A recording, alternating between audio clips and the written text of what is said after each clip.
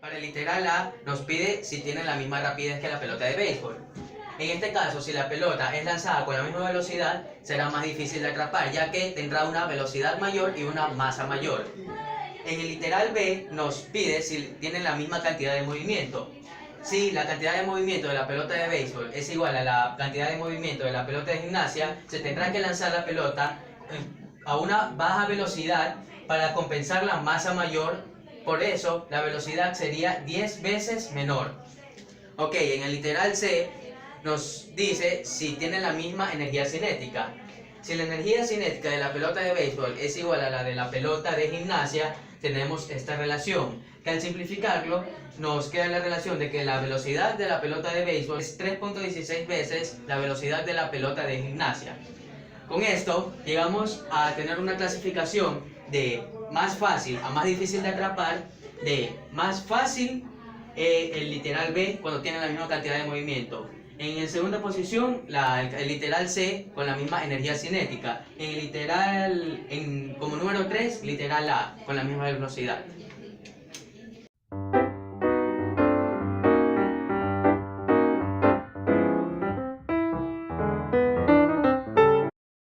Listo, el problema nos dice que los calamares para escapar o para impulsarse cogen agua y nos está dando los valores de cuánta agua tiene. El peso del calamar 4,75, el agua 1,75 y los dos que es la suma. Listo, ahora nos dice que con qué rapidez tiene que expulsar el agua para escapar de un depredador. ¿Qué es lo que queremos encontrar? La rapidez del agua. Entonces podemos hacer esto con cantidad de movimiento. Listo, teniendo la fórmula de cantidad de movimiento, sabemos que después no va a haber movimiento, entonces hacemos que valga cero. Listo, entonces nos da esta relación de aquí. Despejamos para encontrar el valor de la velocidad del agua con los datos que nos da el problema. Y tenemos que la velocidad del agua es menos 6,79 metros sobre segundo. Menos 6 porque va en contra del movimiento del calamar.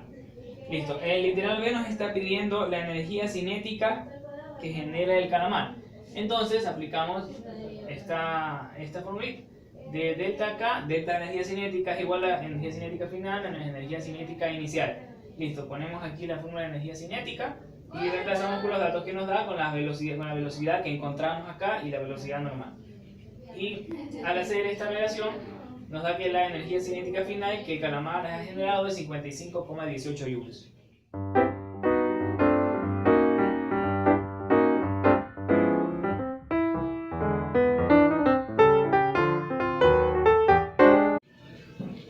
Problema 2. Nos está pidiendo la velocidad del bloque en relación al plano inclinado en un instante subsiguiente en el que el plano se desliza hacia la derecha a una velocidad de m 0.5 metros sobre segundo. Hemos tomado como marco de referencia hacia la derecha positivo en plano inclinado. Muy bien, tenemos aquí la fórmula de cantidad de movimiento en el que el instante antes de que se deslice es igual a 0. Y tenemos la de acá, en el que utilizamos los componentes en X para reemplazar la velocidad que está aquí y la igualamos todo a 0. Por consiguiente tenemos que despejar la velocidad que nos están pidiendo, que es esta, la velocidad del bloque en relación al plano inclinado. Entonces tenemos esta relación. Acá estamos sacando las componentes que nos están dando, reemplazamos los valores y tenemos la velocidad en X y la velocidad en Y, en el cual sacando sus componentes nos da que va a ser igual a 4 metros sobre segundo.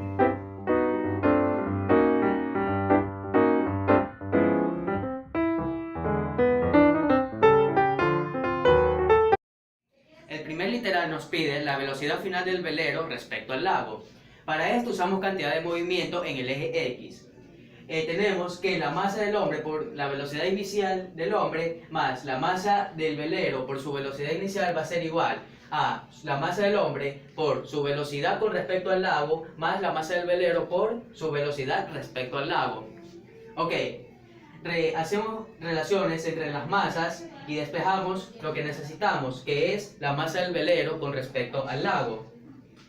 Tenemos esta expresión que al reemplazar las masas que nos los da el problema por la velocidad inicial del velero con respecto al lago, que también nos los da el problema en un principio, tenemos que mediante aritmética la velocidad del velero con respecto al lago es de 3i menos 0.54 j y su magnitud sería 3.05 metros sobre segundos.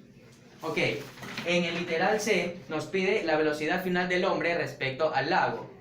Para esto tenemos que el hombre en el problema nos dice que salta del velero con una velocidad j. Para esto usamos la respuesta anterior, en la que le sumamos j a la respuesta que obtuvimos en el literal A y tenemos que la velocidad del hombre con respecto al lago es de 3i más 0.46 j, cuya norma es 3.04 metros sobre segundos.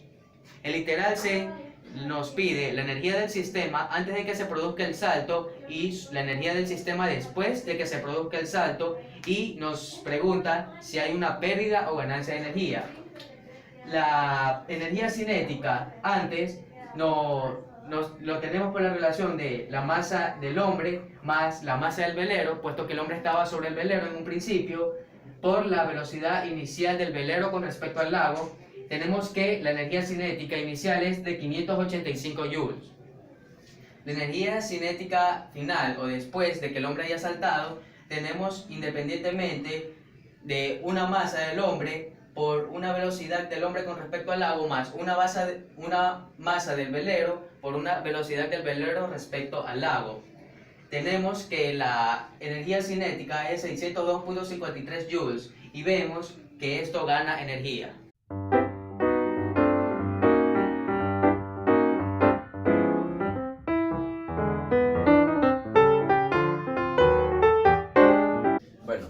El ejercicio nos dice que una partícula es lanzada desde una superficie horizontal a una velocidad de 30 metros sobre segundos en un ángulo de 30 grados sobre el eje de las X. Luego de 2 segundos, la partícula explota y se divide en dos partes iguales y luego de medio segundo después, es decir, a los 2.5 segundos, una de estas partículas llega a la mitad de la trayectoria que hubiera llegado la partícula normalmente si no hubiera explotado.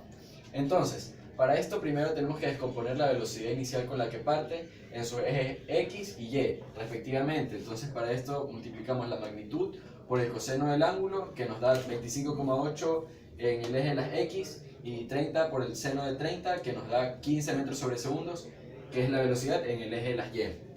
Luego de esto necesitamos hallar el tiempo. Utilizando la fórmula que el tiempo es igual a la velocidad final menos velocidad inicial sobre la aceleración, y la velocidad inicial es 0 porque parte del reposo, entonces nos queda menos 15, que fue la velocidad inicial en Y, y menos 9,8, que es el valor de la aceleración ejercida por la gravedad, multiplicado por 2 para hallar la trayectoria completa. Nos queda que el tiempo en que llega al punto final sería 3,06 segundos.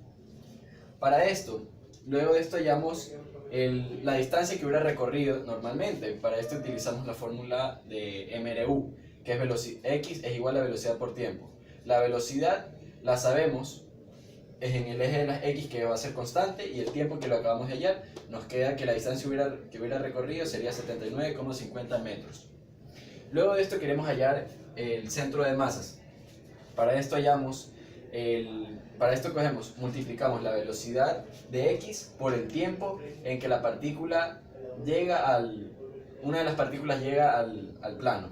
Entonces, multiplicando esto, nos queda que el centro de masas a los 2,5 segundos es 64,95 metros. Bueno, de aquí, utilizando la fórmula del centro de masas, sabemos que la partícula se divide en dos partes iguales, por eso dividimos la masa para 2. Luego reemplazamos en X1 el dato que habíamos obtenido inicialmente, que es la división de los 79,5 dividido para 2, nos queda 39,75 metros. Y el centro de masa que lo hallamos antes, que nos quedó 64,95 metros, despejamos X2 y nos queda que es 90,5 metros. Bueno, luego de esto queremos hallar la variación de posición en Y utilizando la fórmula de MRV.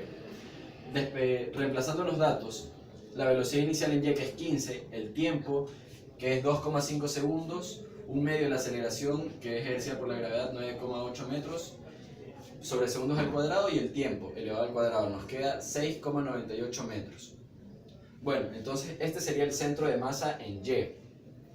Luego queremos hallar la posición Y2, la posición final. Entonces despejamos y reemplazamos los datos. Y1 es 0 porque parte desde la superficie en 0 grados. Entonces despejamos Y2 y nos queda 13,75 metros. Bueno, ya que tenemos las componentes en X y en Y, la posición final sería 90,5 I más 13,75 J, con su respectiva unidad, que es metros.